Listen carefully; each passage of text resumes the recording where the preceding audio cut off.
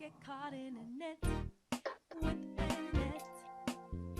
For your mind, body, and soul gets caught in a net with a net. It's your intellectual radio show, here to inspire you and encourage you to be your very best. Get caught in a net with a net. Get caught in a net with a net. For your mind, body, and soul gets caught in a net with a net. It's your intellectual radio show, here to inspire you and encourage you to be your very best. Welcome to another special segment of Mind, Body, and Soul with Annette. I'm your host, Annette Harris. Come on in. Thank you so much for joining us, for watching and or listening. Hey, we are live on my Facebook page, Annette Get Caught in Annette, and then also on my YouTube. If you go to YouTube and type in Get Caught in Annette, A-N-E-T, you should hear us there as well. At the end of the show, we will upload the video portion. And I'm so excited for this evening. I am back again with a wonderful panel, a wonderful, awesome panel that we've had before. This is actually our fourth session. Yes, it is. Number 4 in the books on tonight, IFTD, I Fit the Description. We started off a few months ago, and I'm so excited that these gentlemen have been patient with me and have been coming back to talk with us about I Fit the Description. We know, of course, what we've been dealing with in this year thus far. A lot of things have been happening, going on, and because of the racial injustice that has transpired, I felt impressed to do a special segment such as this. And so then I reached out to every one of these gentlemen, and they have complied. And actually, the first 3 were on point. These gentlemen are, I want to say this. It was kind of hard getting them tonight because they're working men and they have families. And I tell each and every one of them, I can't pay for your bills, so make sure you get your work in order. So they're not, bums on the street. They're not just laying around, not doing anything and not doing what they're supposed to be doing. So I appreciate that about them. But let me first acknowledge my co-host for this evening. You know what? Okay, with you. He act like those preachers in the pulpit, when you read their bio and, he just got to be humble and stuff till somebody say. Oh, no, please don't read I can't stand that. Death to bios. So how are you doing this evening, sir? I'm doing wonderful. I'm geared up for this this conversation. These guys always impress me, but they never cease to amaze me.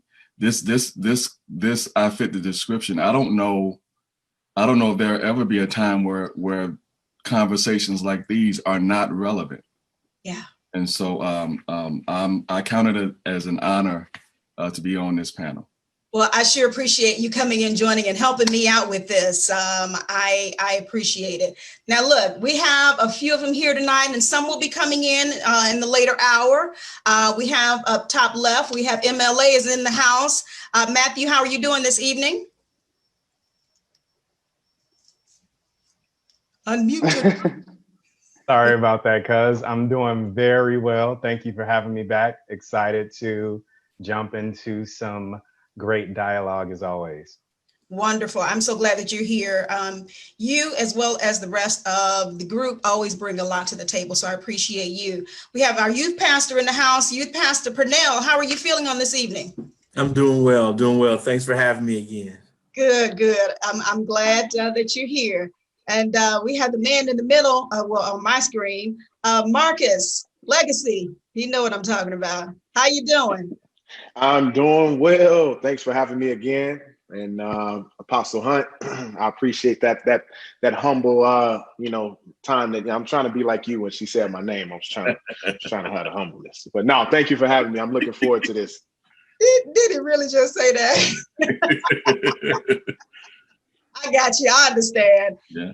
Come on, I see. Matthias is in the house.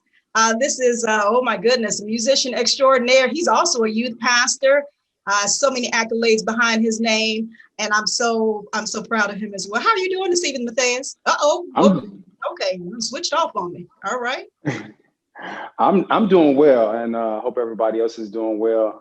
Of course, as Matthew said, I'm looking forward to the dialogue. It's a lot to be to discuss on tonight, so I'm ready to dig in, y'all. I'm ready. Good. I'm glad you're ready because I'm ready to hear from you guys as well. Now we do have Michael. Michael's on the line. He has called in, and I think that he is. He's well. I won't tell you what he's doing, but he called in.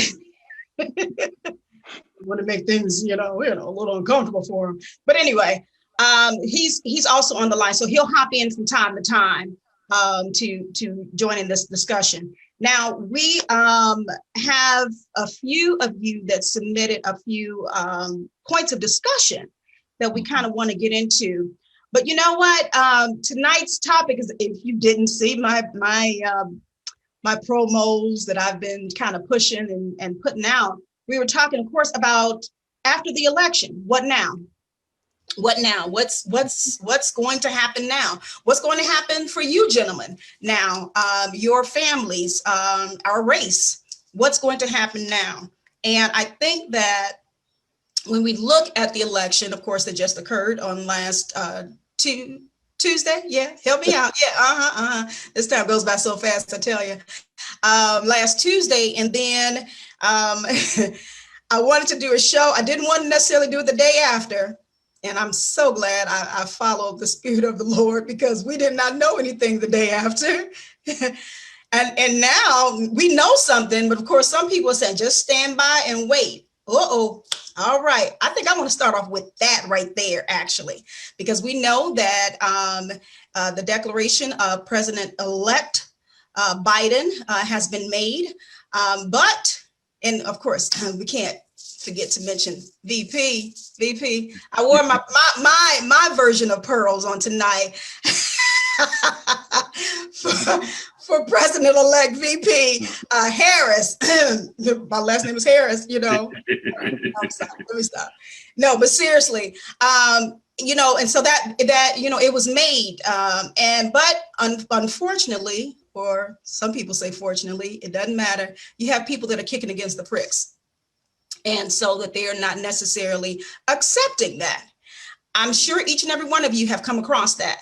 So give me some quick thoughts on what you've come across since the declaration of the elect president and VP. I don't know who wants to start first. I'll start first. But what really hit me today, I saw something from, or I would say the sector of the world that's really shocking me is the evangelicals. And I mean, they are going crazy. You have people like Paula White, and this stuff is going viral. You got people like Kenneth Copeland. I mean, literally in his service yesterday, this clip has went viral. This man had like a supremely devilish laugh and pretty much not admitting or just totally denouncing the whole election process. And it's just like, we can go into another subject as far as like how the world and how society views the church. And now the church it's like, you got situations like this that's really stirring the pot. And so that's probably been one of the major things that, that I've seen is the evangelicals and how it's just, we're so divided right now as a body. And it's really sad. It's really sickening. And hopefully it's something that I don't know that can get better, or just, I don't know. But I mean, that's what really shocked me over the last, I would say 48 hours. Yeah, I would agree. I see some head shaking. Who wants to jump in on that? Just piggybacking off of that, I was talking to a friend of mine, and, it's the convenience. You had a situation where 4 years ago, the evangelical community, particularly the Caucasian evangelical community, had decreed like, oh, God works through elections. Trump was sent by God, God ordains, yada, yada, yada, all this, that, and the other. And now 4 years later, it's like, oh, well, no, that was, God was decreeing it before, but not now. And it's like, wow, that's a very convenient where when it's somebody who you like or who you agree with, all of a sudden, God is doing everything. But then when you don't like or don't agree with it, now the whole process is fake or is messed up or this and that. To me, I think that is something where people need to look at themselves and see, what is it? How are you so easily able to put religion aside when it's convenient for you and then use it as a cloak when it's convenient for you? Yeah. You pick and you choose. And it's like, hey, it would be one thing if you always said it, right? And like, hey, you know what? We don't agree with this, is terrible, whatever, but God knows. And we're just going to pray and do, I can respect that, if you stay with it. But when the second that is something different from what you wanted, different from what you prophesied and said was going to happen and all of that, now all of a sudden it's like, no, that's not right. And so, I have a real issue with that. And that's just the first of several things that have been, very, very telling, I'll say, in the past 7 days. That was a very nice way to put it, to describe it, very telling. Come on, Matt. Matthew. I think seeing people kind of flip-flop based on what is convenient or what works for them is not even just an approach to democracy, but it's just an overarching approach. And what I think it opens up the evangelical base for is the sort of, outside individuals who should be receiving the gospel, looking at how this group seemingly plays these things based on what benefits me the most, and says, how does that same thinking play into how you convey the gospel, how you talk about the gospel, and it's been going on for years, whether it's prosperity gospel, whether it's legitimizing slavery, or just so many different things through the word of God. This is really just a look into how certain groups of people have always framed the Bible, religion, and more specifically the gospel for their own benefit. Okay. Ooh, some deep answers. If I can add to that, we're seeing more, as opposed to democracy, we're seeing more hypocrisy than anything. That's right. Especially in the evangelical church. And I believe that's really what's turning people off. Yeah. Is the flip-flopping, is the, latching themselves on to platforms that benefit their already personal beliefs, and then stamping the moniker or the name of Christianity on it. And it really has nothing to do with, there's nothing Christ-like about it. Like, how is hate attached to Christianity? How is not loving the stranger? How is not caring for the orphan or for children? How is not doing that attached to Christianity? And so we're seeing so much hypocrisy. And, when you talk about the Paula Whites and, all of them, think about this. These are people who are, Paula White is his spiritual advisor.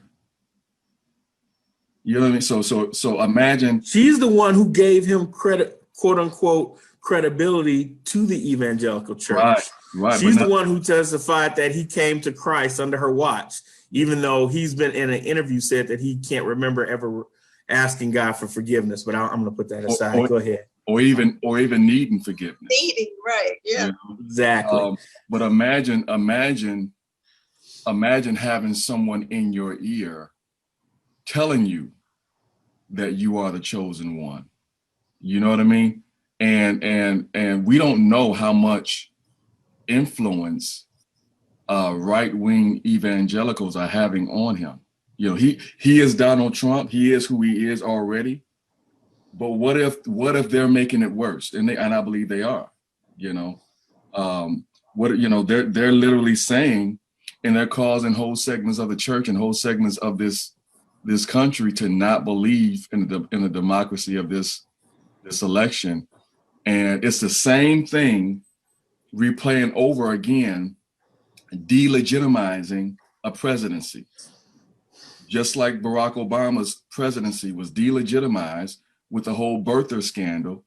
Right. Now you got a scandal off the bat that's going to cause doubt in the minds of, 70 million people potentially over the course of the next 4 years.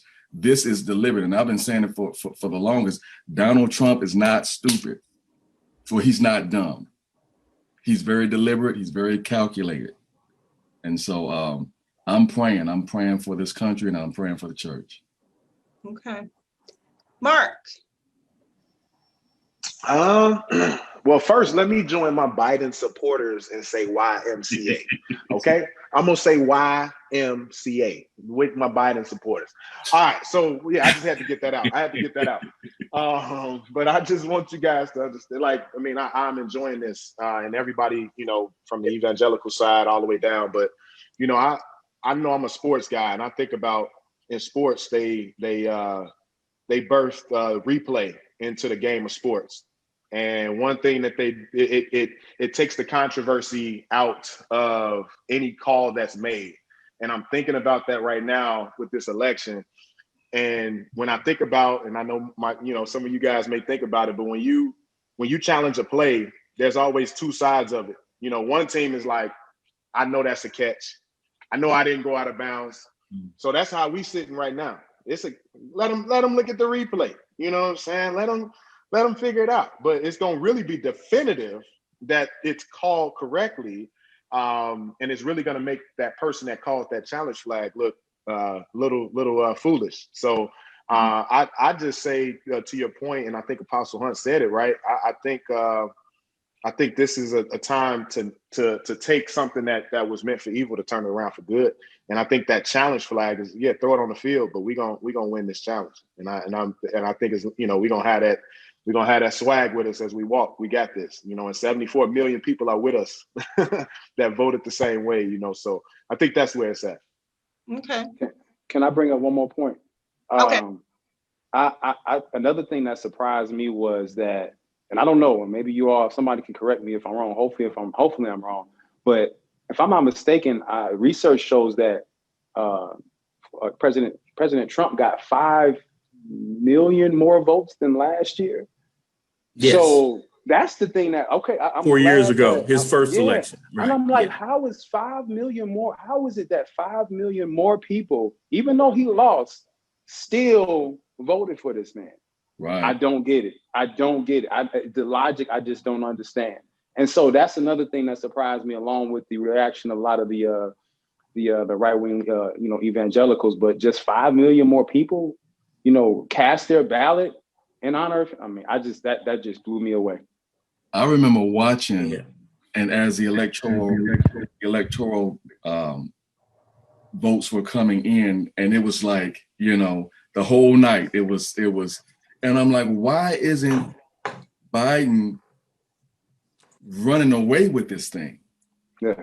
And it really grieved me, because what we're seeing and what we saw was a picture of the country, as a snapshot of the country, and how the country's belief system was being displayed right before our very eyes. And it really grieved me to see that it was so close for so long, Well, it just really showed you what was on people's minds. That's really what it showed you.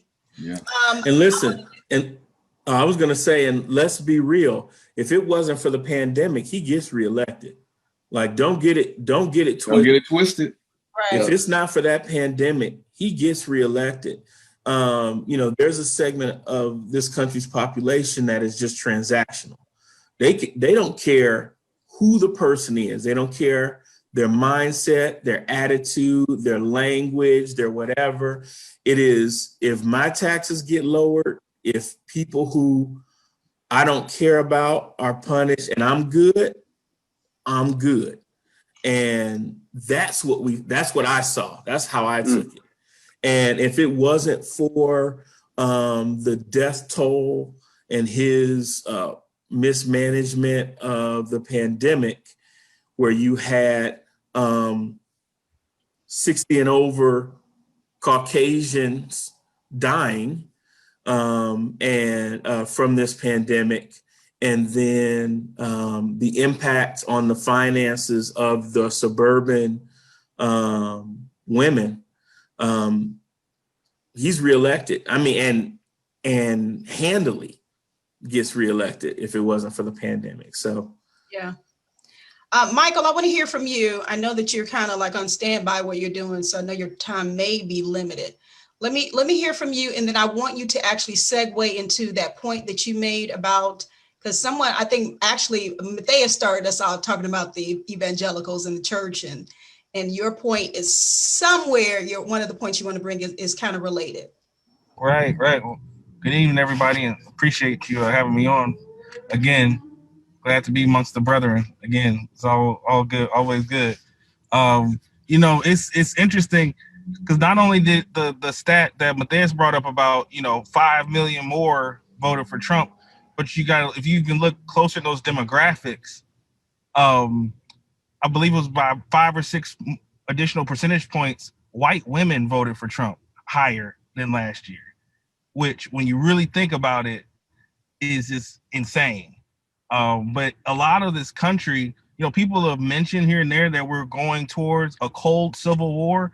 And I feel like the election proved that on so many levels, not only naturally from a political standpoint, but also like spiritually from the church's standpoint. Like never more did it ring true, Dr. King's words, that the most segregated time in America is a Sunday afternoon service. Because when you honestly look at it, and it's amazing to me because you look at Kenneth Copeland's viral video, you look at Paula White's video, let's be honest on where their name to fame came from. Off of the backs of Black congregants. That's right. I'm only 31 years old, but I say this all the time, and I feel like God allowed me to see certain things for a reason. I'll never forget, growing up in Chicago, listening to James Dobson, because he had a kids ministry. WNBI had a children's channel, and we were well connected with some of the talent there. Kadesh was a personality on there every once in a while on the weekends because they loved his radio voice even back then. It was around the time Aunt Jane used to let him do announcements and stuff like that. So they was like, oh my God, he sounds so proper. So long story short, we were in that crowd, especially being homeschooled as well. Like we were really in that crowd where, James Dobson, Focus on the Family. Yeah, Jay Sekulow, he was big as far as the legal defense of homeschoolers back then. Paula White, Jessamine Franklin. I could go on and on. It wasn't just Billy Graham and his son. Like there was a whole network of people back then that were honestly, supposedly there for the Lord's work. And we don't see color and we don't, you know what I'm saying? The whole nine. And I'll never forget when they first came to the White House. I was there that day when they first came to the White House to lay hands on Trump. All those people I just mentioned. And they totally ignored. And I'm not saying God can't forgive at all. But like I was mentioning last night to somebody, Trump literally says, I feel like I don't need forgiveness.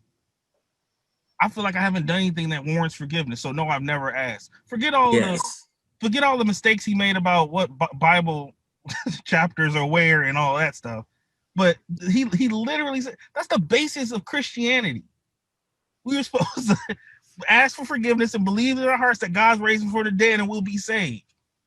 So I know I'm going around the way, but I'm saying all that to say, it's like it's come full circle where this is literally a cold civil war. Like you have half of Christians who believe the Bible one way and another half who they don't care, cult of personality. it's almost like he's their new Christ in a way. So I was sharing with Annette earlier, like it's amazing because even leading up to the election, I was looking at little things, little examples. There's a I'm sure you all heard about the Kirk Franklin situation earlier in the year. I think it was last year, where he basically said he's boycotting certain Christian groups and Christian functions. From what I'm mistaken, it was the Dove Awards. Dove Awards, that's right. Yeah, amongst them. And that was a big deal because people were like, don't you know who basically pays your bills, who buys your records? It's not just black folks. It's the white Christian world as well. And then I looked at another guy that I've been a fan for a long time. He doesn't call himself Christian hip hop, but that's what he's labeled as. A guy by the name of Lecrae, multi-platinum and Grammy Award winning brother. Born and raised in Houston, but he spent a lot of his time in Atlanta. Now, he's been part of that Atlanta civil rights struggle. You know what I'm saying? It's not just T.I. and some of those guys that are becoming woke. Like that entire music industry, Killer Mike, all those guys down there are going through a greater awakening politically. And he's been part of that right there with them. Who was the first people on his back when he just made a little bit of a notice? I think one of his tweets said it would be great if the evangelical, what if the Christians who want to reduce the number of abortions supported funding health care for women, dealt with systematic racism that creates poverty for women of color, and addressed the income gap between white people and people of color? What if they addressed that with the same intensity? He just asked the question. Wow. Didn't come down any lines or anything like that. Do you know how much hate mail that guy? He basically got the "shut up and dribble" LeBron response from Christians, not from networks and TV pundits. He got it from people who I'm saying, worship on Sunday morning. So I'm saying that to say it's almost like what type of description that it made me think when I was talking to Annette earlier. What type of description does the Christian church have for us? You know what I'm saying? They love it when we play. They love fast fingers. They love drums. You know what I'm saying? Oh man, you perform, dude. I felt that in my spirit. Like all that kind of stuff. But when we want to speak our minds, it's a shut up and dribble. That's what came to light for me this week more than anything else. I've never seen I did some more digging and research with Kenneth Copeland's situation. I didn't know he had full 5-day election day coverage, like literally a news desk that was bringing live updates. Who does that? What preacher? You can spend that amount of time helping homeless people in your city, helping corona victims. You could spend, and let's be honest, where did he get that money from? Where did that come from? All of this. Thank you. So that's my. No, but you lot. You bring up a good point about like the 5-day news coverage and everything, because one of the big things that the evangelical church also talks about is how BLM is now not just a saying, but it's a political arm now too. Like some kind of way that makes it, that demonizes it, because I mean, I don't know how you bring about change without governance and without actually implementing policies. But at any rate, and they talk about how, now it's political, and yet you'll still take your same funds from church service on Sunday and all your other things, and you'll have a political thing. So is it the same criteria? Is the evangelical church now a political arm? You know what though, even with the BLM stuff, when we have to be mindful of how people take stuff that we do and they redefine it and then represent it to America as something that is demonic now. For me, even if you don't look at Black Lives Matter, not to take it to this, but if you don't look at Black Lives Matter as an organization or a political arm, it's an idea. Right. So if I start talking about the fact that it's political and all these things and all these elements and layers of it now that there's something wrong with and start picking it apart, then now what I do is I erase the whole idea of it. So now I'm erasing the idea that Black Lives Matter. That's right. For me, I think that's really what the intent is. Exactly. It's always been, it's just an excuse to do that.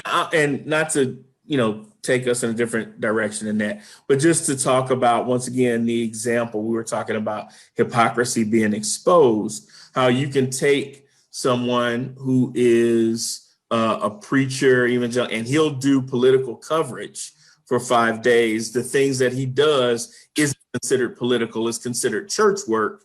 Yet you could take another movement organization and then you can brand it political or brand it some other way to delegitimize it. And it's not even as politically connected and involved as your organization that your church is.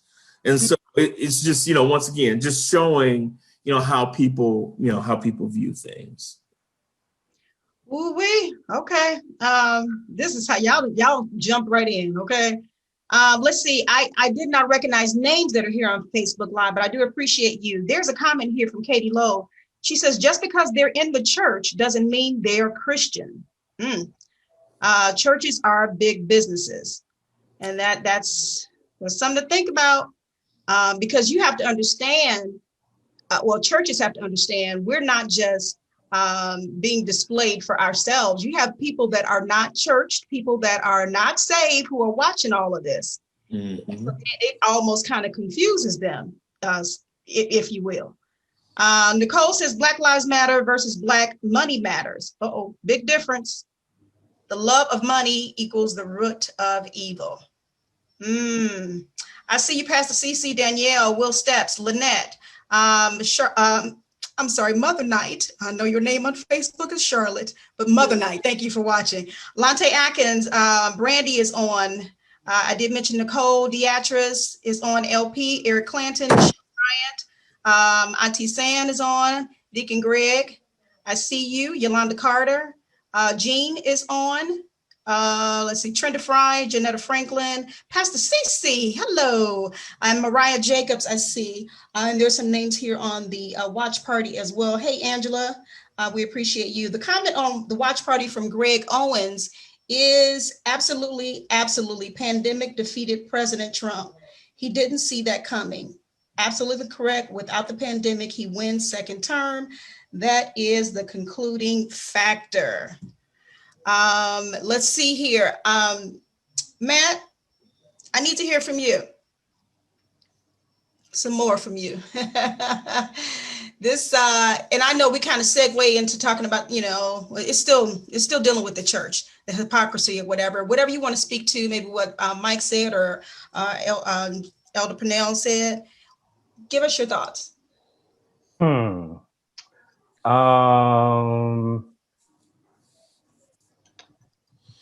I was thinking about in John 12, when Jesus was meeting with his disciples for one of the final times, and there was the, I think it was Mary that took ointment out and started to wash the feet of Jesus. And Judas got upset and was basically saying, why was this ointment not sold for 300 pence and given to the poor? And then Jesus said, let her alone. Against the day of my bearing hath she kept this. For the poor always ye have with you, but me you won't have always. Basically, why he was saying this is because Judas was questioning the usage of the ointment, not because he cared about the poor, but because he was stealing the money. And I think in these situations, we always get the opportunities to see people's true motivation. And I'm just watching. I'm just watching, because just like in this example, for those of you who are watching, it's John 12, starts right around the 4th or 5th verse. People will tell on themselves. Their true intentions, their true motives will come out. I think that's one of the things that I'm most interested to see is in the ways that people tell on themselves. There have been a lot of people that have been playing both sides of the fence, or even just saying things one way but doing other things behind, the curtain. I think people will reveal their true intentions, especially now. They say if somebody shows you who they are, believe them. You got to believe them. Build back better. I believe this is Biden's slogan. Is that right? Build back better. Is it? Come on, gentlemen. I ain't heard that. Whoa! Go look it up. It is. All right. Listen. You know what? We were so concerned. Man, with his just slogan getting could have been somebody "Buy out. Ford" for all we care. It didn't matter. Oh my goodness. And I'm actually glad you said that, that it didn't matter, because my next question, now, it's been said, and we've heard it a lot, that a lot of the votes rather, were for Biden simply because they wanted 45 out. Not necessarily that Biden had everything that they wanted or what have you. With that being said, do you know maybe some of the promises, if you will, that Biden has laid out that may have attracted you or others to even vote for him? Well, I guess I'll go first. So, I'll be transparent. I'll speak for myself. My vote was just an anti-Trump vote. It wasn't for if the only other option would have been my dog Mitt, I would have voted for my dog. I'm just being, to me, when you look at leaders, sometimes when it comes with leaders, it almost doesn't even matter what their policy, and it does. Policy does matter, where you stand on certain things matter, but attitude, the atmosphere that you set for your organization. People talk, Brother Marcus was talking about sports earlier. When you look at the Houston Astros and their cheating scandal, where they were banging on the drums. And this is still the same organization that was harassing female reporters. This is the same organization where the president and the head of the organization who came in, who's now the GM, who's now suing the owner of the team, has set this atmosphere of we're sharks, we're going to kill, steal, whatever it takes to win, alpha male, shut up women, go cook, let these men go to work. Like, that was the attitude that he brought into the organization. And that mentality filtered all the way down. And you saw how it impacted that organization. Yes, they ended up winning the World Series because of how aggressively they did things in terms of building their minor leagues and, things like that. But then they got the other side of it too. Cheating, there's about 4 or 5 different things that happen. So in my case, I'm looking at what's happening in this country, and Trump didn't bring this stuff into this country. It was already here. He just made it worse. He just, disrupted the norm. He just, ripped off all the pretenses and then inflamed people's pre-existing biases and, and feelings. That none of that stuff was new. And so to me, I just wanted to return to normalcy. But as far as things that Biden stood for that I agreed with, I do like his platform on police reform. I also do like the fact that he does not want to defund the police. That's something that I also agree with. I also like the fact that he is looking to reestablish the Dreamers program and do a path of citizenship for the Dreamers. I also prefer the way, based upon his past experience, how he performed or how he handled international relations with other countries.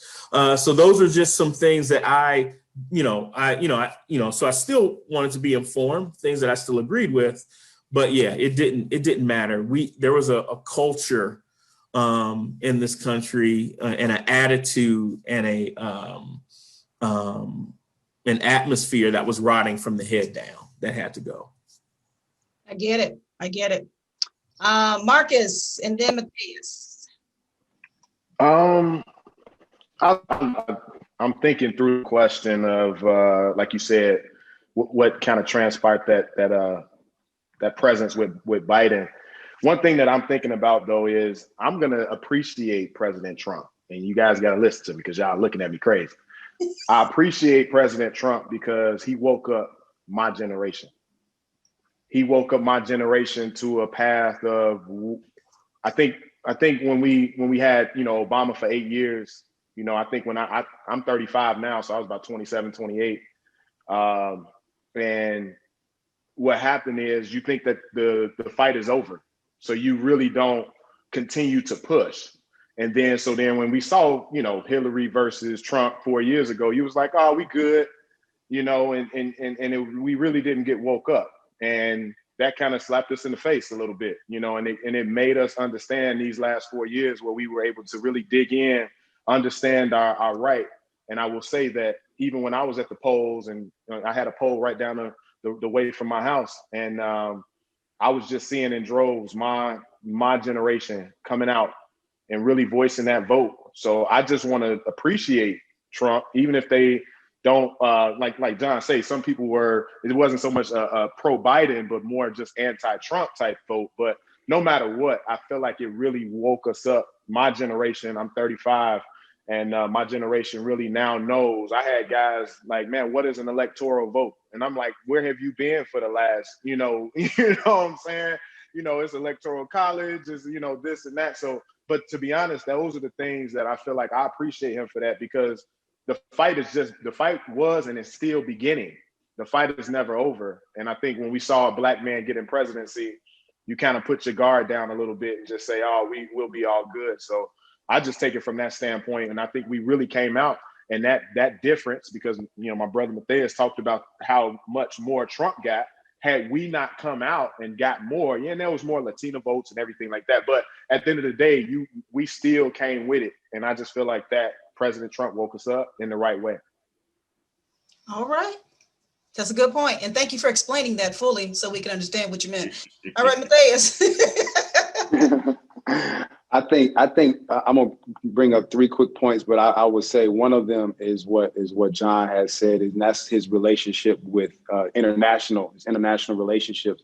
And you think about it, over the course of 45's presidency, there have been world leaders that have literally just been laughing at us. You got Kim Jong-un, and you got Putin, and you got the prime minister of Russia. Like, these people over the course of his terms have literally been laughing at us and mocking us. And it's to the point where, with the United States, where we were viewed at a point in time where we were like a world power in regards to how we're structured and how our government is structured. But right now, the world has really lost respect for us. So that's one of the reasons that I felt like President-elect Joe Biden would be successful at in rebuilding those relationships and rebuilding those connections. I can't remember. I read an article just recently. I can't remember what country it was, but the day Saturday when everything was made official, one country or one prime minister said, now things can get back to normal. Now the office of the president can get back. I can't remember what it was, but I thought that article was real nice. And now I feel like the international world is really respecting the United States. The second thing is that I felt like with him bringing Kamala Harris on board, he really wanted to hit a different demographic, more specifically the Black vote or the minority vote. But I think more specifically that Black vote. We have been the backbone of the voting process as well too. And you think about it, how the numbers really kind of tie together. It's really predicated a lot of times off what African-American vote is doing. So I think, and then now following Kamala Harris lately, she's really been on it in regards to really connecting with a certain demographic. And she made a post earlier today about connecting with Black women. I've never seen that type of like direct, like I'm trying to connect with you all and I'm trying to make sure things and policies are in place for women. Another thing she said on her speech, and she was just saying how she wants to inspire the young girls and how this won't be the last time that this vice presidency will be held by a woman. I thought that was a great move on Joe Biden to do that as well. And then the other thing was just recently, President-elect rolled out a COVID-19 force. And I thought that was great because our president right now has epically failed at that. He won't never admit it, but he's epically failed. So now President Biden, I guess I'm gonna start calling him that. It's just like he's rolled out this task. They literally have a task force right now that's dedicated and that's going to be allocated towards defeating this virus. So I think hitting the ground running before they even started the inauguration process, I think this is great. So those are a couple of things that allow me to, really make that selection real easy, as well as I wanted to be an anti-Trump vote as well for me. At least you're honest. Devera, thanks for watching. I appreciate that comment though, Matthias. Great points. Kanan, Carlton is on. Gary Lowe. Let's see. LP says true. He took away the sugar-coated cover. Other dysfunctional activities in America, he made it more noticeable. Yeah, I would agree, LP. That is definitely true. You get to see who these people really are. Nicole says Trump is like that unmerciful teacher when we were in school. That teacher that will fail you with joy. Oh, yeah. That teacher who you knew better than to take a gamble with. He made people get their stuff together, go back to school, do whatever you need to do to level up for survival and independence. Nicole, I can give you 1,000 likes for that. I totally agree with that. Apostle, I'm gonna throw the ball to you. You know what? Can I ask the question after I add to what these guys were saying? You're my co-host. I saw a post, and I can't remember who the guy was. He was a Caucasian guy, and he kind of summed up the last 4 years of Trump's presidency, why he was so bad for the country. And I kind of jotted some things down from memory. He said it's not just that he was a racist or he inspired racism. It's not just that he mobilized and encouraged white supremacists. It's not just that he separated children from their parents and didn't reconnect them. It's not just that he was a xenophobe. It's not just that he was against immigration, the immigration of Black and brown people. It's not just that he mishandled the worst pandemic in 100 years, leading to the death of over 200,000 people. It's not just that he called COVID-19 a hoax and fought against science, even the science of global warming, but it is the fact that he normalized it. He normalized all of these things. He normalized inhumanity, and he normalized greed over humanity. So basically, all this stuff is not just that he felt this way, but he made everybody else that followed him comfortable feeling this way.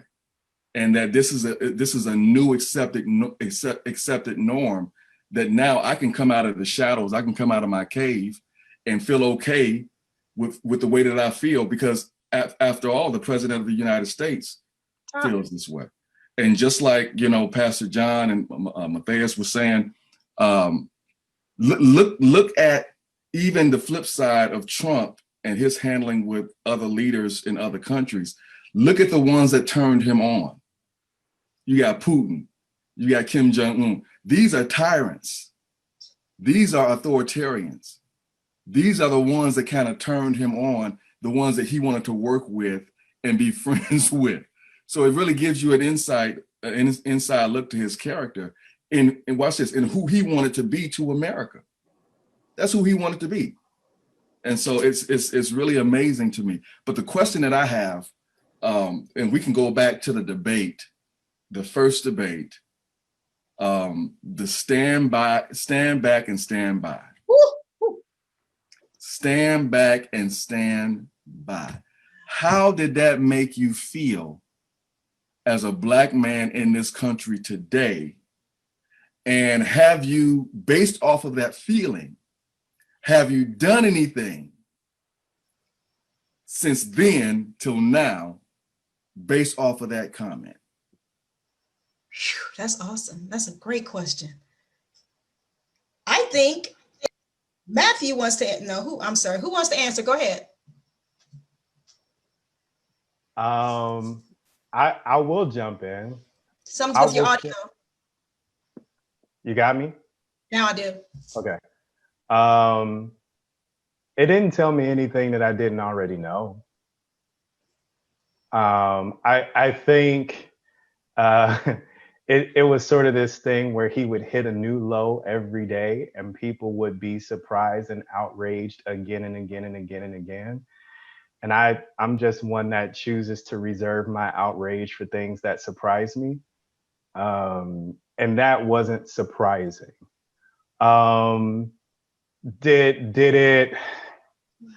it make things clear, nationally clear?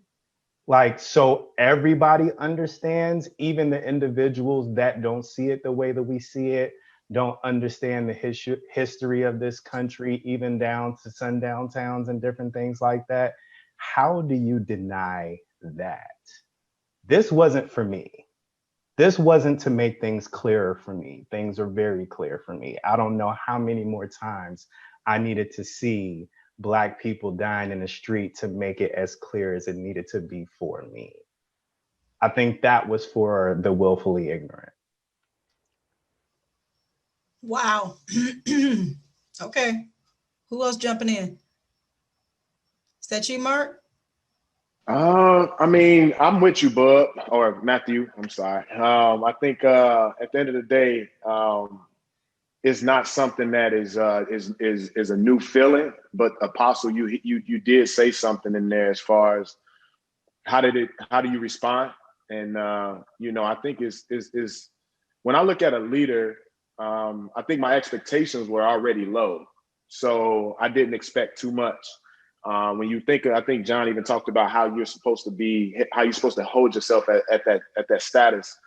And when I think about leadership, you think about servant leadership, and or you think about being served. And we had someone in office that wanted to be served. A lot of the policies that were implemented was to benefit his businesses. You know what I mean? So, and his status and where he's at. So he's doing things to be served. And if you had a servant mentality, you would understand the needs of the people versus just going after the people thinking that we're going to act, maniacal or anything like that. So I think at the end of the day, it's not unexpected because my expectations weren't as high, but I do agree that it definitely is something now that I know what I've already started doing is getting like even a group of us together weekly to where we're strengthening each other. My brother, Matthew, even Mike D, we're all on, because it's not just let's come together and talk about sports. It's let's come together so we can figure out strategies to be better men. It's to come together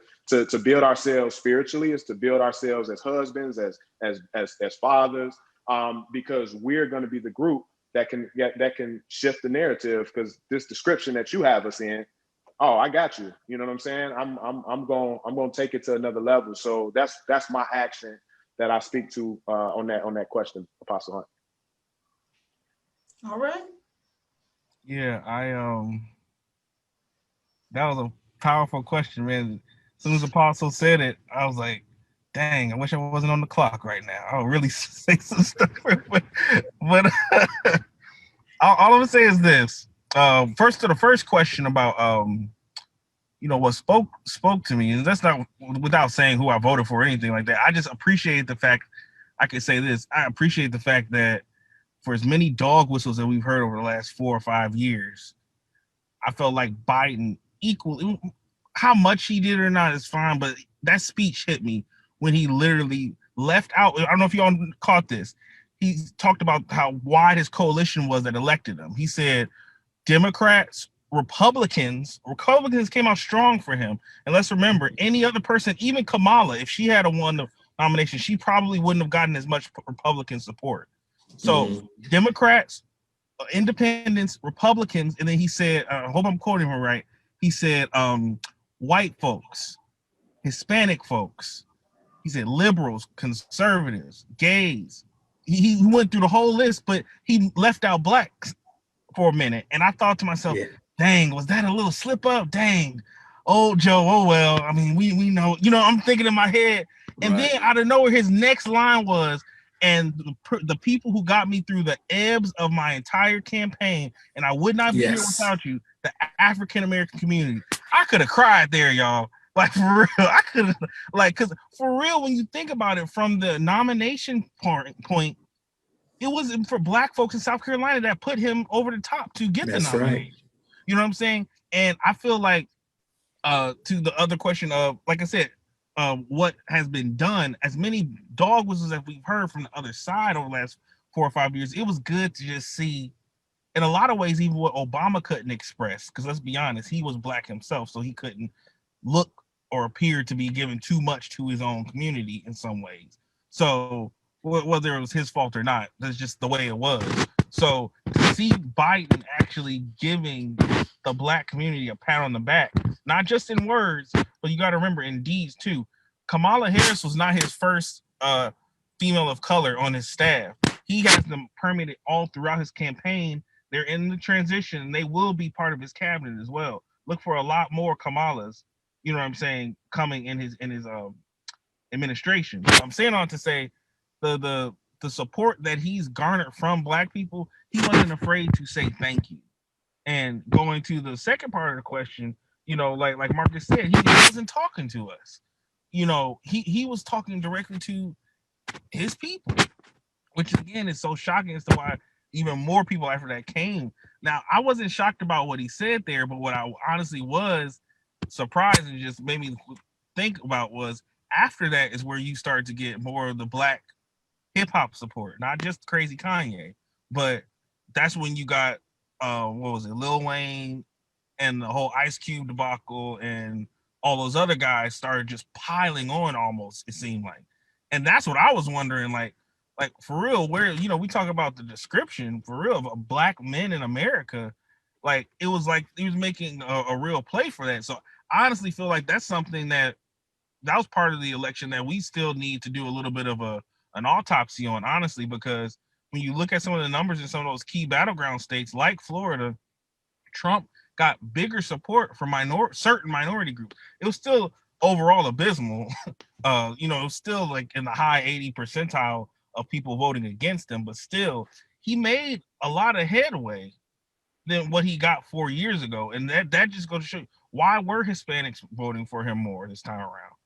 Why were certain black men, like they said, black men more than black women voted for Trump both years, both elections? So why is that? As far as what I did, I will say I can appreciate the young men's group that we kind of started since then. That has really helped on the spiritual side. On the natural side, I gotta protect my family, so I've just been going out and making sure I stay sharp, if y'all know what I mean. Got you. We got you, which I think is where Apostle was going with that. Hey, I know a little bit about. we gotta next. For now. Yeah, I agree with Matthew. I wasn't surprised. This is. I thought about remember the old movie, A Few Good Men with,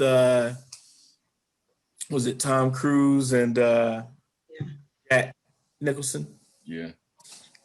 And the big scene at the end of the movie where, Tom Cruise was like, Jack, he finally, that general character, he wants to tell everybody. Like he's, chomping at the bit. He wants the world to know, I did it. I don't care. I did it right. It's mine. Shut up. let me do my thing, blah, blah. And he kind of set him up. And when I was watching that whole first debate, it was like this airing of grievances. Like Trump was finally like, I'm just tired and I'm yelling at everybody. I'm mad at everybody. I'm blowing every whistle. I'm doing everything I can. I'm going to throw this just angry, hissy fit, it was just, and so it didn't shock me. It was just, it was, Trump's going to Trump, and, as for me, I just had to, I just knew what I was going to do, how I was going to vote. I made sure that my son, who was away at college, filled out his, request and received his ballot, down south, and got his ballot in, in the mail. I had him make sure he got it done a couple weeks in advance so we wouldn't, if the mail truck got lost, it would still get here in time. Right. And, just, made up in my mind that, I was going to do what I was supposed to do. And hopefully everybody else would do what they were supposed to do. And, we wouldn't have to deal with it like this. Okay.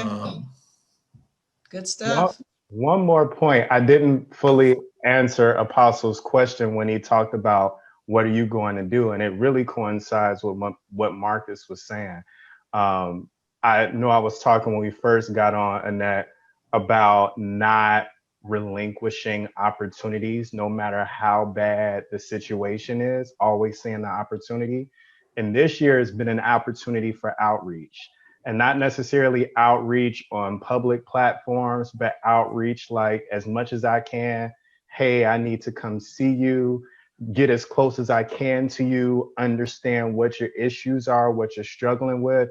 There are a lot of young men and young women that started college this year. And can y'all imagine starting college this year? Yes. I mean, it's already tough. It's already difficult. It's already a culture shock. But can you imagine starting college this year? And I've just been, so on fire about making sure I'm getting in front of and being as visible and contacting as much as possible the young ones, making sure they're okay, making sure I can give the advice. One called me last week on FaceTime in the middle of the day. I'm working, I answer. He just asked me to pray. And like, we just have to make sure that, as you said, Apostle, what are you gonna do now? We have to make sure, not only for ourselves and for what's going on in our homes, but there's so many young ones that need our influence, because all they're getting online through the news is what Apostle mentioned, which is just terrible, terrible showing. So to try and get as much good information to them, to keep them going, to keep them encouraged, has really been something that I've wanted to do this year to kind of combat all of the negativity. I love it. That's that methodical thinker there. But you have to do that. You know what I mean? You have to. I love it. I love it. I'm gonna let Apostle, you have another question, right? Yeah. Matthew, man, you heavy, man. The Bible says it. We wrestle not against flesh and blood, but against principalities and powers, rulers of the darkness of this world, spiritual wickedness in high places.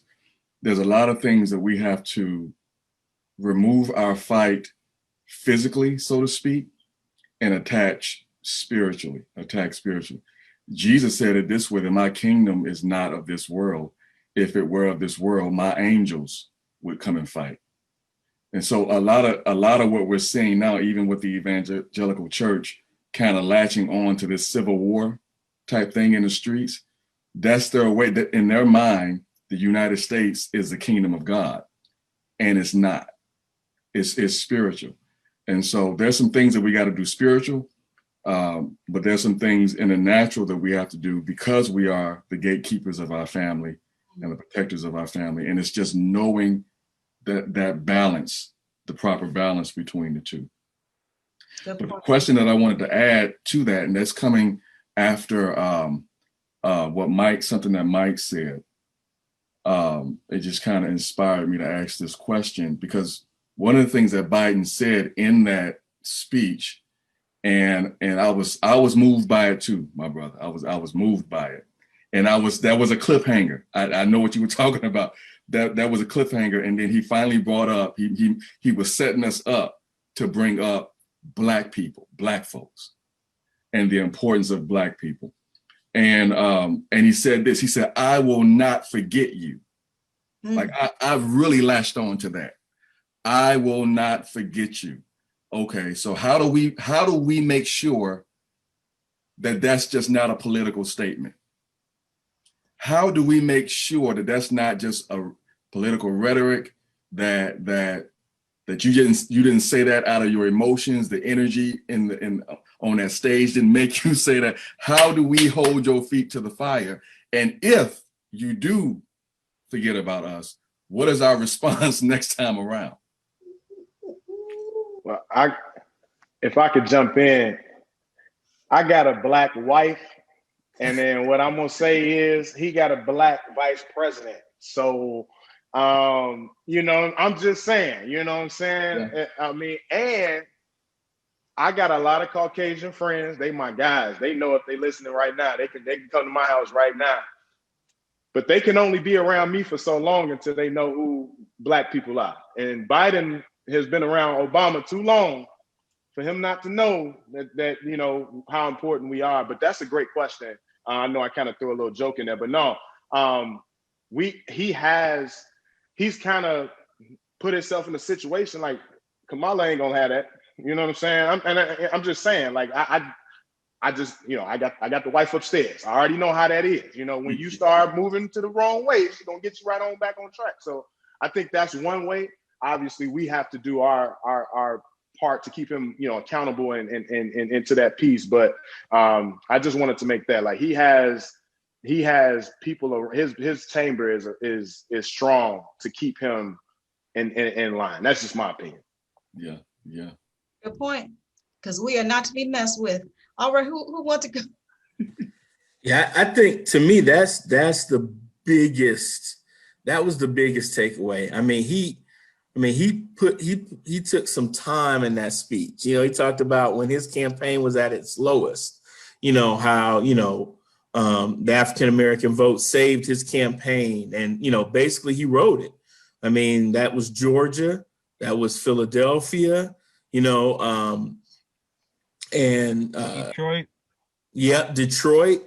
Milwaukee, as far as Wisconsin.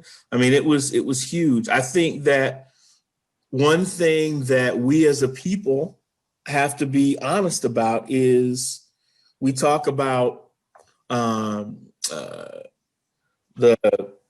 Clippers coach at the time and talked about, how we keep loving the country and the country doesn't love us back. And that's something that you can say about the Democratic Party. I mean, we vote en masse Democrat. That's the party. That's what we're going to vote with. And how many times, were there little things or lip service? Thank you, this, or you'll give a person power.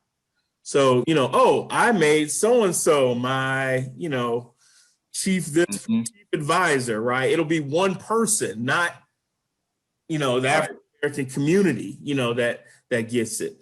I think we have an opportunity to look at things that will help our community at large. I think that there are things like police reform is something that we can hold him to that will help our community at large. Education reform can help our community at large. These are, big things, right? That also impact things in social justice. And so we have to say, listen, you said it, Mhm. We need to see it. Yes. And if we don't see it, you thought it was bad and he didn't get that blue wave and get Congress into in 2020. Imagine what you're going to be up against in 2 years if we don't see it. Because if we don't show up for midterms, he'll have the full Congress will be, Republican, and he won't be able to get anything. So if you want a Congress that's going to continue to work with you and help you, then we're going to need to see something in the next 2 years. Mhm. I mean, we have to be strong about that. We can't just say, especially in this election of all elections. I feel like so many times we're like, well, he can only do so much. We talk about like Obama, well, he was Black, so he can only do so much because then it would look like he was doing too much. And so now we have someone, right, who's not Black, who can help everybody. We just have to demand it. We have to demand it in our votes. We have to demand it in our actions. And then we have to be willing to walk away if we don't see it. And you said something. It's not about them putting someone in the cabinet. That's not the answer for us. That's right. So guess what? Kamala Harris is not a gift to us. Mhm. Kamala Harris is deserving of that. Oh, absolutely. Of that position. But don't present her to us like you just did something for us. Right. Like she was the payoff. Like she was the payoff. Exactly. Right. That's what I heard when you were talking. Ooh, good point. That's right. Keep talking about the Black woman. Build her up. Build her up. I love it. Go ahead, Mike. If I can just chime in, because I get what was being said, and I agree with a lot of it. I just wonder sometimes too with the Black community if our expectations are realistic sometimes. And here's why I say that, because everything that you get politically is not going to come with a big fat label on the front of it saying, here's the Black plan, here's the Black economic, you know what I'm saying? Here's the Black education. And I get it to a certain extent. We bend over backwards for America all the time, and we don't get the recognition that other minorities or just other groups in general get. I totally understand that, but sometimes on the same token, it's almost like, what is our expectations? That's all I'm asking. And I agree. Sometimes there need to be hard consequences if things aren't met. But at the same time, sometimes we look at, other people or other situations, and you're I think that goes to your point of we don't just want a figurehead. We don't just want a cabinet position, but okay, beyond that, what do we want? We want exactly, articulate that.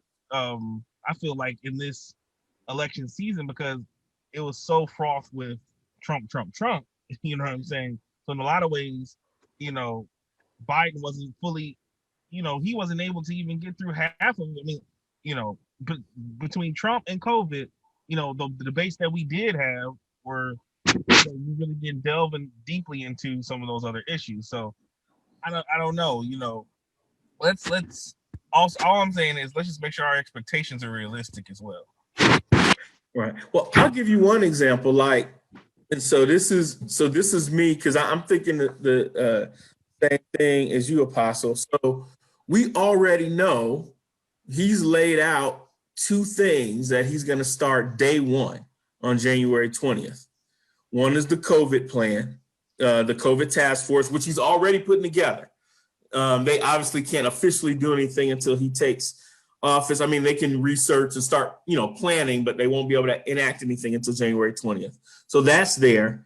And he's already talked about the Dreamers and the path of citizenship. Okay.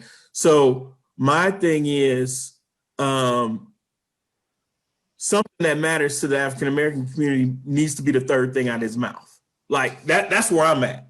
Like it, and like you said, Mike, it doesn't have to be the Black this plan or whatever.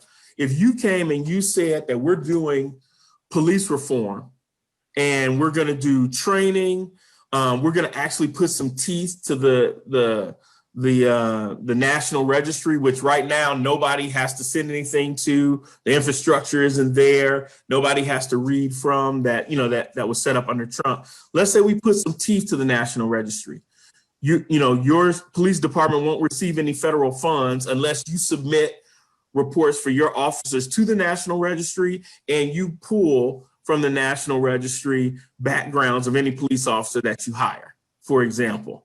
Right? If you're going to start putting plans in place to come up with some type of licensure where police officers, there's a minimum level statewide of training that police officers have to have, that things that are put in place so that they're being trained about policing in minority areas and getting rid of bias and understanding bias in policing. Now, you mentioned those. Police reform helps everybody, but because we are disproportionately impacted by, African Americans are disproportionately killed, being unarmed African Americans are disproportionately killed. We fit the description, all of these things. If you put that helps us as a community. If you do things that are education reform, education helps our community. We're because of low income and things like that, and private schools not always being options. Some neighborhoods don't even have good charter school options. So education reform would impact our community. So I want to hear something. He's already mentioned two things. And he said he wouldn't forget us. He didn't make the promise to the dreamers during his speech. He didn't make, the promise to others. So I want to see something, I want to see that third thing out of his mouth, for him to start to do it. And once again, he's going to face, to Mike's point, opposition because he did not capture Congress. But you have to start it, that's negotiations, right? I have to start by here. And then if I get half of it, hey, he's fighting for it. Like, I'm cool with that. That's good. But you have to start by asking for something. So those are the things that I'm looking for, like right away. Those are things that, will help our community, but also help the nation. He doesn't have to come out and say, I'm going to put together a commission to look into reparations. Now, if he did that would be, wow. Like, okay, he just dove into the deep end, but, so it doesn't have to be something like that. But yeah, that's how I look at it. I agree with Mike. We have to be reasonable, but you have to start by asking for something. And it's about that time. He's already mentioned some other stuff, so he can put us on that list any minute. Do it. All right. Let's see here. We see our other panelist has joined us. I see you, Cornelius. Are you able to say something now, or do you want to wait till you get a little settled? I can wait till I get settled. I just want to hear the conversation a little bit. Okay, well, I'm so glad that you joined us. Coach Corn is in the house. Let's see here. I am actually looking at a few comments here on the watch party. Adele says there are more Black men voting for Trump. 50 Cent, 50, whatever. Lil Wayne, those celebrities. Tell us how you really feel. I'm very proper. Those celebrities care more about tax brackets than actual lives that are at stake. Should a dangerous man like Trump stay in power? Ooh. I agree. Yeah, baby boo. All right. What was that? Oh, yeah. Okay. Comment of the night. Right. Of course. Give her an award, right? All right. Let's see. And she also said here that Trump said COVID is gone. So that tells you where his head is on the nation's health. Yeah, I agree. It was kind of ridiculous, his points talking about that made a lot of people very upset, and rightly so, because a lot of people lost family members and loved ones due to COVID. And his, what's the word I'm looking for? He wasn't compassionate. And after he supposedly was healed from COVID. He was reckless. What was that? Reckless? I think you're muted, but I think you said reckless. Yeah, I said he was reckless after he contracted COVID. Yeah, definitely. Definitely trying to make it seem like it wasn't exactly what it was. We knew what he was trying to do there. Tradana, I see you on. Phyllis Goodlow, Robin is on. Mother Knight said on here, we must make our local, state, and national reps know what our concerns are. Then he will sign on it because our congressperson is pushing our issues. All right, Mother Knight. She says, stay involved. Don't forget to watch and stay in the know about policies they are working on and the impact they will make on our destiny. And, you know, that's good to hear from a mother of the church. Okay, isn't it? I mean, I don't know what you guys think about that, but that excites me to hear her, you know, giving that input there that way. So thank you, Mother Knight. Simon, we see you on. Carolyn Smith, Richard Nash, Sharna, Diamond, and these are names I didn't call earlier. Marcus is on as well. Marcus Hill. We appreciate you, young man. Now let's see. I really want to hear from Cornelius. You're gonna have to let me know when you get somewhere where you can kind of talk. From your last question, did everybody answer Apostle's last question? Are you satisfied with that, Apostle Dion? What you got so far? I am satisfied. Okay. All right. I had here, youth pastor, you actually brought up, and I think we kind of touched on this a little bit about the first one, the African-American support of Biden. All right. What about the other one, the second one you had? Did you touch on that about tribal think? You said tribal thinking? Oh yeah, no. I think, and I know this is gonna be unpopular, but I really, one of the big takeaways that I had from the election was the tribal thinking.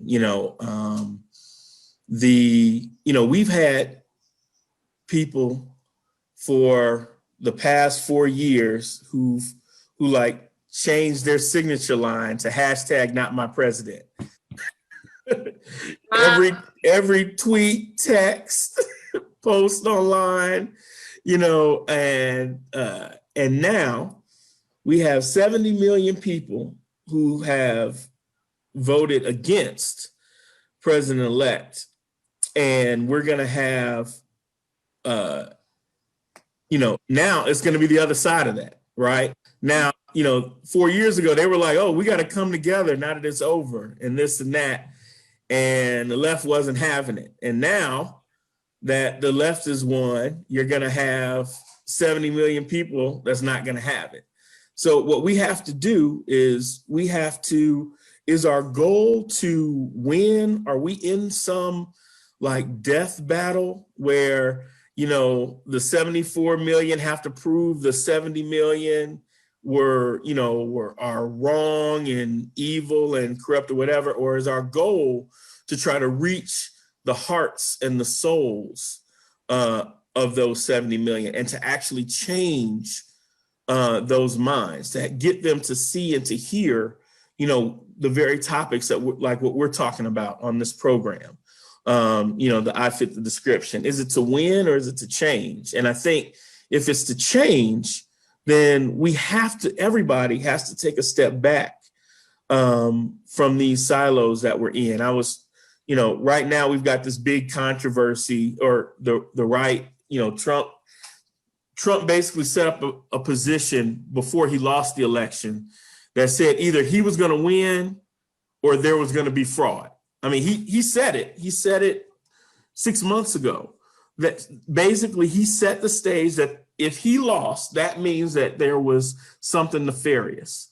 I was watching, and I try to watch all the news channels, and I was watching Fox, and they were talking about how even the Fox, not the commentators, so, not the Tucker Carlsons and Hannity's and all those guys, but the actual news anchors were talking about how they couldn't report on any corruption because there hadn't been any, like nobody who they talked to would like sign an affidavit. I want to say yesterday was the first time that they found somebody, I think they found a mail carrier in Philadelphia that was willing to say that he heard somebody say something about backdating some votes or something, like, backdating some postmarks or something on a handful of ballots. But like for a week, they were begging if anybody has anything, and nobody was saying anything. And I posted online about how if you look across the nation, and even in the state of Philadelphia, the election was up like 10%, 11%. We know that Biden received the most votes of any candidate ever, and then Trump received the second most votes of any candidate ever. Votes were up everywhere. And just to cut to the chase, when you look at Philadelphia, where they're accusing malfeasance, voting was not up by 10%. It was only up by 3%. And not only that, in Philadelphia, he did better, Trump, this year with the African-American vote than he did 4 years ago. Mm-hmm. And it's like, if somebody was going to cheat, they literally could have padded 5% more votes and just did blue right down the line. And actually, they lost all the other local elections. People actually took the time on their ballots to vote against Trump and then vote for the other Republicans. So if somebody was going to cheat in Philadelphia, they did a terrible job. They failed. They could have added like 2 million votes, and statistically, you wouldn't have noticed because the voting was so much less in Philadelphia than the rest of the state. And all of this information is from, I heard Rick Santorum, who's a Republican, talk about it. Kasich, who's a Republican, talk about it. I saw the stats on Fox News. But Trump has set up and fed into this tribal mentality where you can't even have the right question him. And his people, his followers won't believe. Somebody else said that he's like their Jesus now. It's like you can't even say something negative. So we have to get to a point where people step back and they don't call, Biden a hero. He's a man, who ran for office at a time like this. And you step back and you say, listen, we have to be able to work together. We have to be able to touch those hearts and those minds, or else in 4 years, Trump will be back.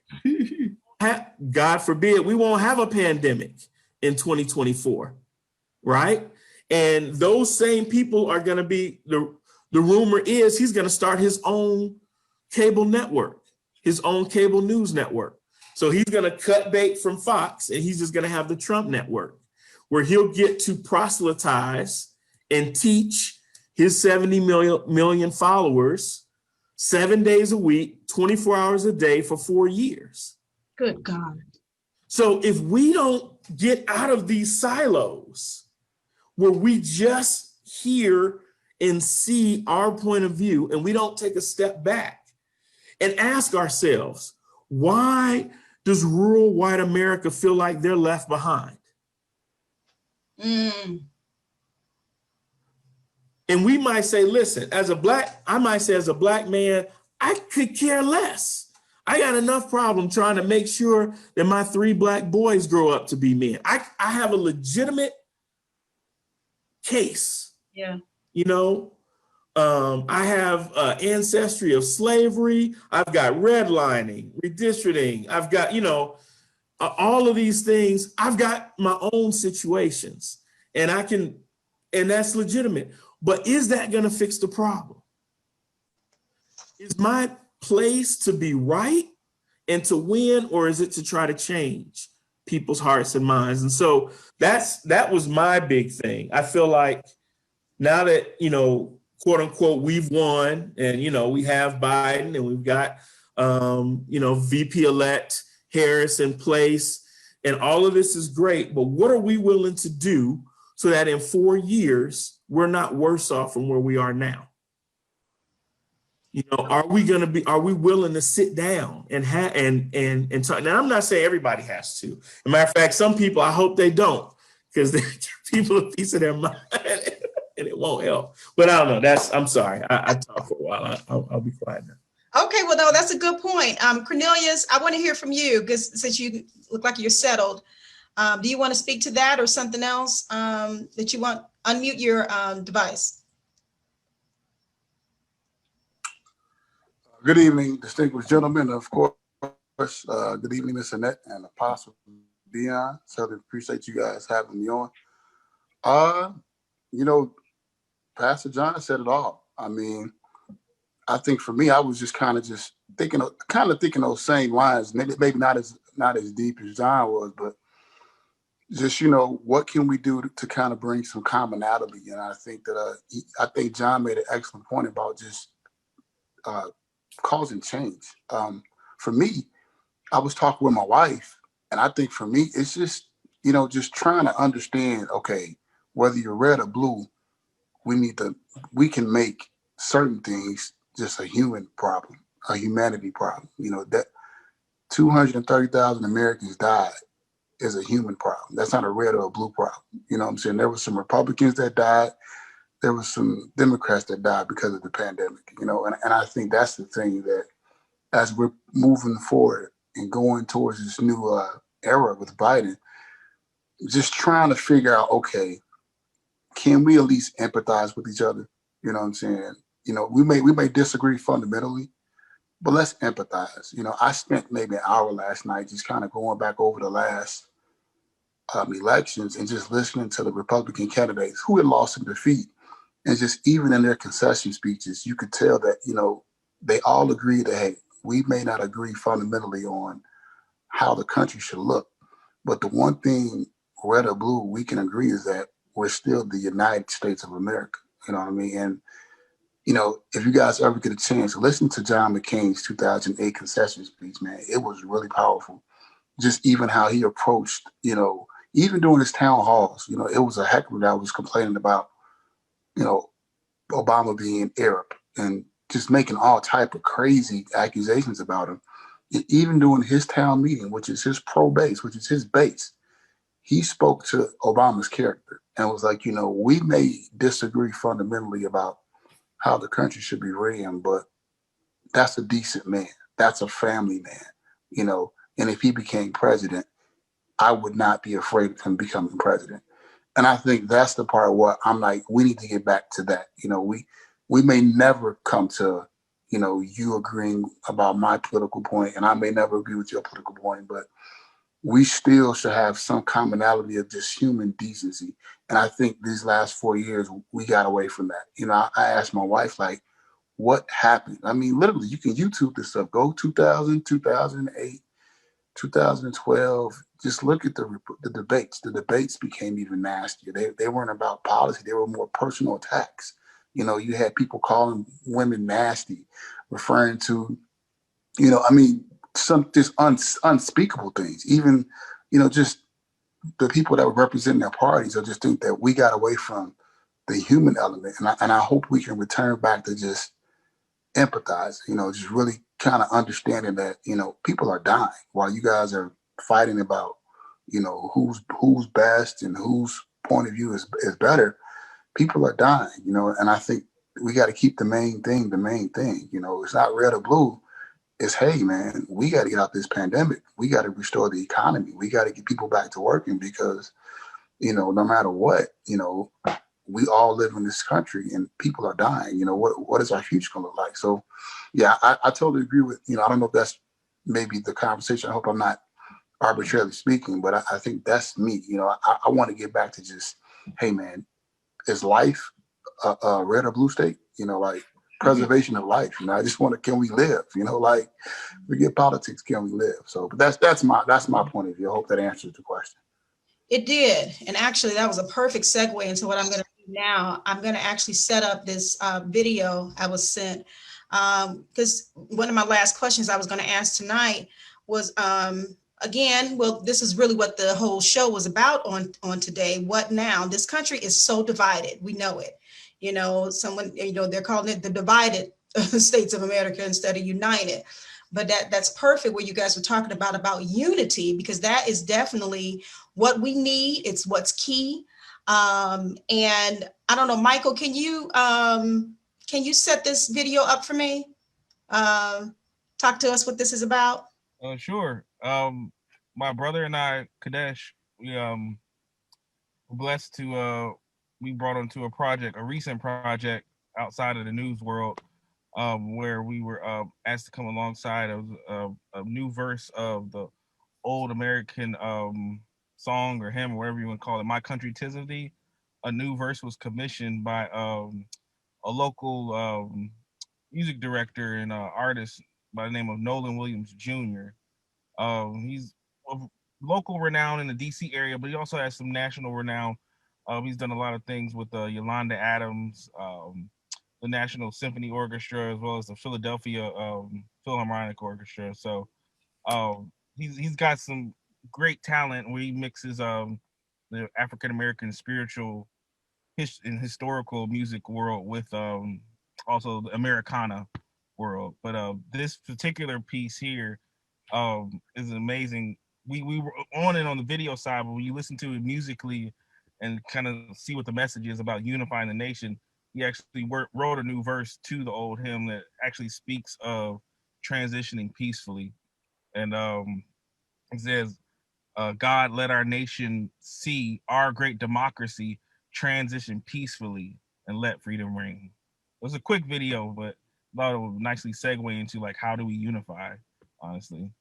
Okay, wonderful. I'm going to play this and then kind of get you guys your input on this. Let music swell the breeze and ring from all the trees sweet unity. God, let our nation see our great democracy transition peacefully.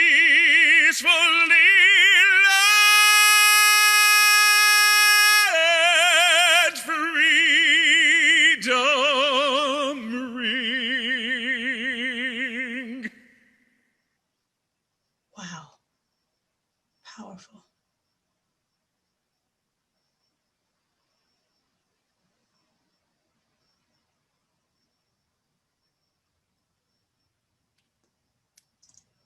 Powerful, powerful. Whew, my goodness. That was deep. I was all caught up. I'm sorry. What did you guys think? I love his voice too. I'm sorry, what did you guys think? All right, can I hear something? I see. What are you gonna say, Apostle? You know, I got chills.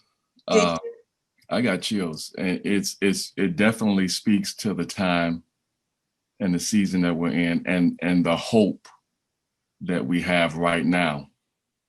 And so I hope is that something that they're thinking about is that something that he just added, or they're thinking about adding it to that song? Well, no, he added it. He's commissioned by a couple of like local organizations or whatever, but I'm not sure they're trying to make it into a PSA, or they're trying to get traction that way it could basically become viral. So feel free to share. I feel like that message is important, not just because I helped produce it, but like honestly, like that's a good reason too. You can toot your own horn. Right. But I honestly, it hit me. We were on the steps of Lincoln Memorial filming it, and you know, I'm doing my thing, letting Kadesh do his thing or whatever. And the songwriter came to me and he was like, you know, we got to make sure we remember that. And I didn't think about this at first. You know, you think of the term transition peacefully, and you even saw the quote by Ronald Reagan, by the way. That was in Ronald Reagan's 1980 inaugural speech. He started off the inaugural speech talking about, he called the transition of power, peaceful transition of power, in and of itself almost like a miracle. He said, because no other country does it like America does. And when you really think about it, no matter who or what, what differences you have, to have something as monumental, it's not just here in Washington, D.C., the entire country goes through this transference of power. And it really is something to see when you really think about how it works. But anyway, the songwriter, Nolan, was telling me, he said, we really got to not only think about this from a government or political standpoint, but he said, we as a people, we got to figure out, and honestly, and I'm saying this, add on to what he's saying, we as a church, we got to figure out how to transition peacefully, seriously. Because, this isn't just about a big White House or a Capitol building. Like, this comes down to my house. Every man, this kind of like I saw, Pastor John mentioned in the comments about like how he's never seen so many people just unfollow just for no reason. I went to a conservative Christian school, Liberty University. I can't tell you how many people I've seen get into fights online this week alone. You know what I'm saying? What are we gonna do? I know I keep coming back to the church part, but hey, I was born and raised in church. Like, we're supposed to be the salt of the earth. We're supposed to be the leaders on some of this stuff, and we're fighting just as much or worse than the secular world. So I honestly like the song is puts a powerful thought into music form, and I just felt like it was an important way of expressing that thought of transition peacefully, not just meaning political, but personally. It's personal because the lack of it translates to all of our lives. Like the lack of peaceful transition of power can potentially affect us individually. It can come to my doorstep, especially the way that things are being played out now. And a couple of you guys mentioned it. He said it 6 months ago. He said it 4 years ago that he wouldn't accept the outcome of the election unless he won, and that he said he was not committed to, telling people not to take to the streets and protest if he lost this election. And so it's really the fact that we're living in a time where that has to be said is like really sobering and jarring, but it's necessary. It's necessary.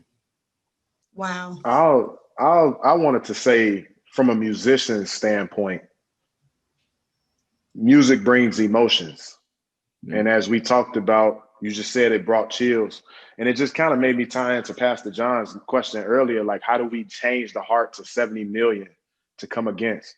And it really is, it may not be lip service that allows them to change. Most times it could be something as influential as music that could hit the spirits and the hearts of people, and really get them to change. And I was listening to somewhere, and they said, it should be a change of the guard, but not change of God.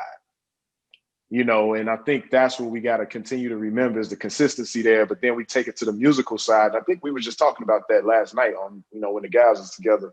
We was talking about how, things are transitioning, and even the church and the music and how it's delivered now is different, and it's okay. It's a season for things that need, but when you need a breakthrough, when you need to get something through, is a certain feel that you got to have, and a certain delivery of that music that you got to have. So from a musician standpoint perspective, I would definitely say, Mike, y'all did a great job producing that, but I would definitely say that could be an avenue that we take and charge our music artists and our and people of influence and those in that level to really help transition that unity, because that's emotional, man. I mean, we had a church that traveled overseas to Japan and London and everything else, and we had people that couldn't speak our same language hugging us, you know what I'm saying, because they felt the power of God through music. So I just want to say, if that's going to transition anything, music can definitely be a huge way and the platform that we can use, but we got to put the ownership in for unity. Those, the lyrics got to be right. You got to be tapped in. You got to be connected. But man, if it's delivered right, that could really help. Love it. Love it. Come on, musicians, give us your thoughts. Matthias. I think I want to kind of, if I can, I want to touch on the two of the points or two of the questions that were on the table. And one thing was, Pastor John was saying, as far as like us people stepping out of their silos. One good thing that I saw, it was stepping out of the silos. I saw, Senator Mitt Romney. He actually, one of the first people to congratulate, President-elect Joe Biden in a very classy move, and actually, reaching out to him and things like he's been a Trump critic for so long, but I thought it was very classy. And those are the things, and hopefully, the demographic that really wasn't in favor of this election can kind of see that we've got to work together. And now, as I tie it back into unity, the world is watching. And then I was looking at an interview that, Senator Romney was doing on not ESPN, but NBC. And it's like, the thing is, it's like this transition of power, it's like, we gotta, it's so many different sub elements to this that could either make this or break this. And, like I said, you have this demographic of people that wants to undermine the election, that wants to question it, that wants to question the integrity of it and stuff like that.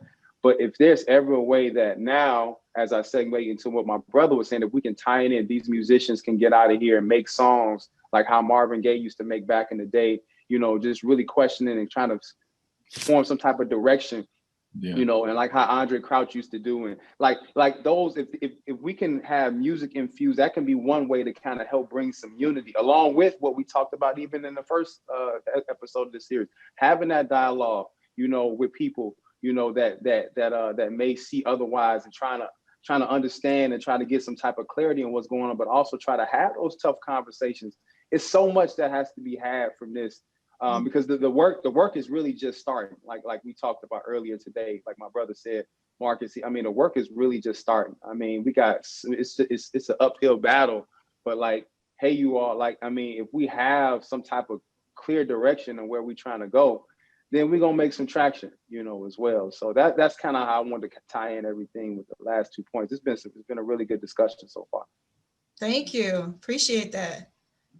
Matthew?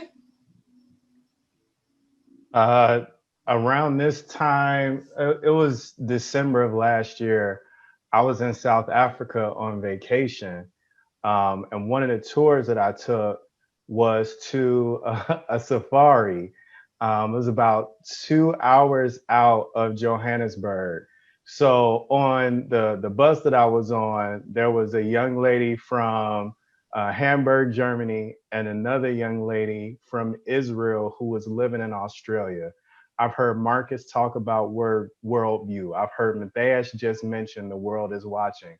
And the conversation that we were having, those 2 hours there and those 2 hours back about the history of Germany and, the discretions or the injustices against humanity there, and the injustices against humanity in Israel, and obviously the injustices against humanity in the United States.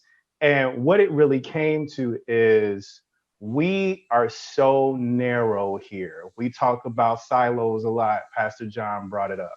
I think getting out of this silo, this comfort zone, this narrow box that we're in, and having these discussions and understanding this is not about red and blue within the confines of this country as much as it is world issues. I think when we start to understand our place in the world and not just consider our own, but consider the world and how these things affect the world, I think unity will be something that becomes a little easier when we start thinking so narrowly, even within the confines of our country, and adopt more of a worldview. I know it's definitely helped me. Okay. All right. Well, good stuff. Who wanted to give some last words that we didn't hear from? All right, Cornelius. You know what? This was a very interesting topic. And I actually want to pose a question to the panel. I was just looking up some stats about white evangelical preachers. And in 2016, there were 81% pro-Trump supporters, and now it was 75.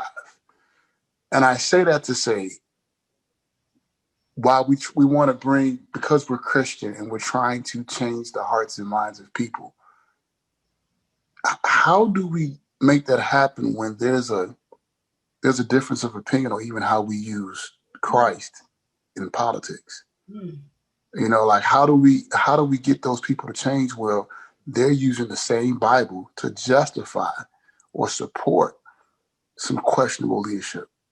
I mean, this week I saw people speaking in tongues because I literally saw people speaking in tongues because they were trying to get some Herculean fraudulent voter fraud thing and just turning this whole thing around, when it was clear that people had made their choice and people were speaking in tongues, quoting scriptures.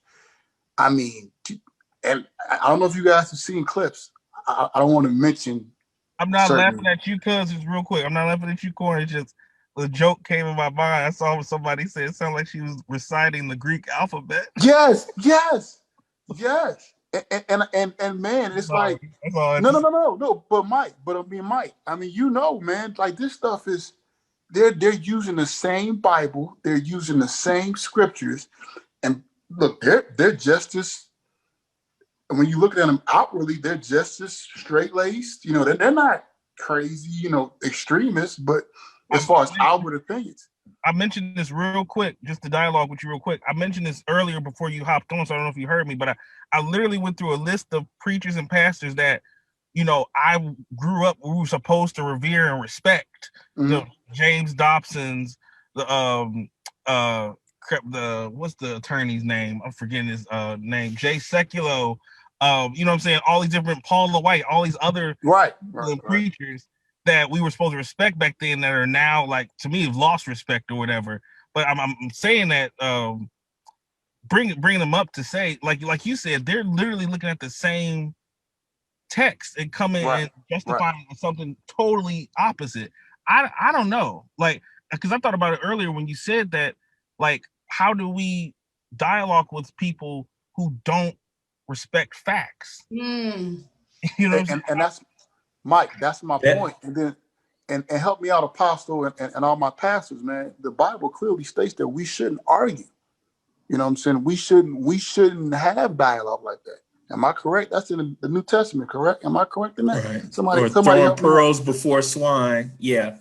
Somebody help me out. So the Bible clearly states that we shouldn't do that, but yet we find ourselves in this locked horn and horn battle with, hey man, you're supporting someone that, you know, clearly is a misogynist and clearly is, you know, spitting out racist diatribe. And it's like, is God really behind that? How can you know what I mean? He is not. There's this battle. He's not. You know, and of course we know he's not, but then when somebody uses the word of God to support that type of leadership, as Christians, how do you, it's almost like, well, your version of God is incorrect. Go ahead, Apostle. You have to be, there's a great segment of us who are delusional. If you are not lovers of the truth, if you are not a lover of the truth, then your mind will be open to delusion and to lies and deceit. And you have people now, you have a large segment of the body of Christ who are searching for scriptures to manipulate, to fit what's in their heart and what they want to project and what they want to preach, instead of looking at the truth that's plainly in their face. You know, and my heart goes out to, you know, Paula White. You know, when you first look at the video, you know, it's almost humorous, but it's really saddening. It's really saddening when you look at Kenneth Copeland is really saddening, because now what's happening now is the body of Christ is being made a mockery of now. There's parodies of those videos now. Yeah. You know what I mean? And pretty soon, if we're not already there, I remember when the church garnered respect and honor and dignity and nobility and all of these, you know, great words. Now people are laughing and mocking, you know. You got prophets coming out and prophesying the outcome of the election, and then 3 months later, 6 months later, changing their prophecy so that they can hit all the bases, you know. So either way, you know, people want to be right instead of being accurate now. Or, well, let me say it this way: people want to be right instead of really knowing the heart of God. Come on now. You know, and so we gotta want what God wants, not what we want. And we see a lot of people preaching and prophesying what they want. They're prophesying and preaching out of their own heart, and God has not commanded them to say what they're saying, but they're saying it anyway. You know, and it's really, I would rather not say nothing than to preach my own heart. You know, and I said it a couple of weeks ago, but it's been my heart throughout this whole thing that my prayer, I never prayed for Joe Biden to win. I never prayed for Trump to win. I prayed for the soul of this country. I prayed for the repentance of the church. Mm-hmm. I prayed that after this election, that we can reconcile and we can heal.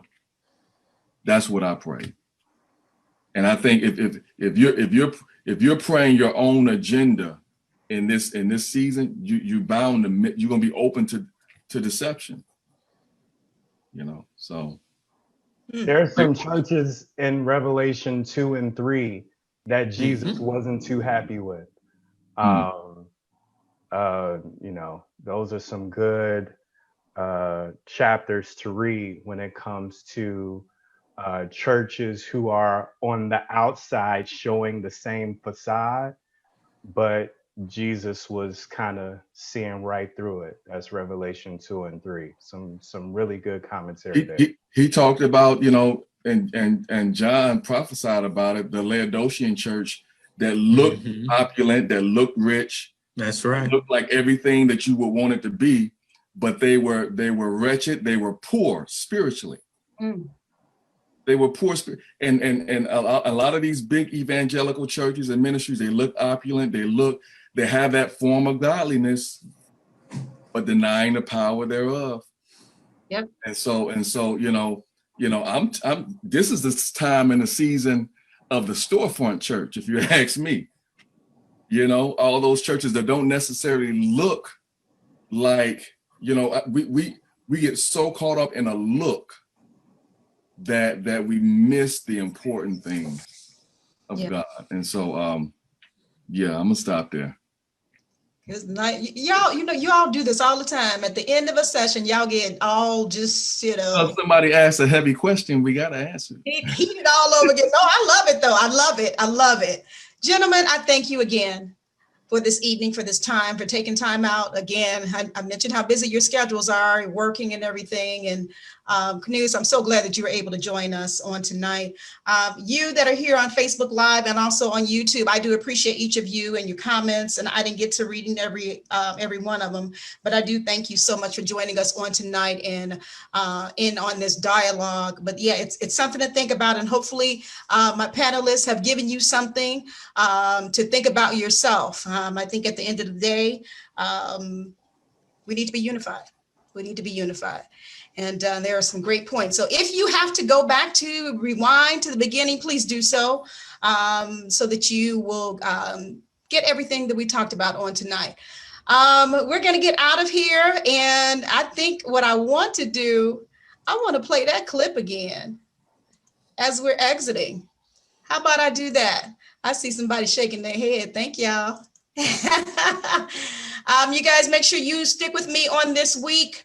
Mind, Body, and Soul with Annette. I have another show on Wednesday at 12 noon featuring Patrick Johnson, Clear Mind Fitness. So I want you guys to stay tuned as I play this clip out. You guys take care of yourself.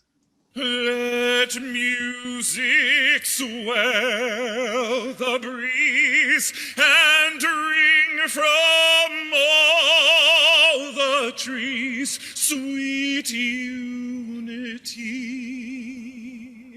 God, let our nation see our great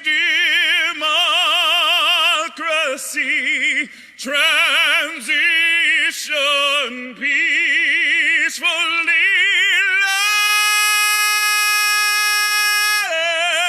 Let freedom ring.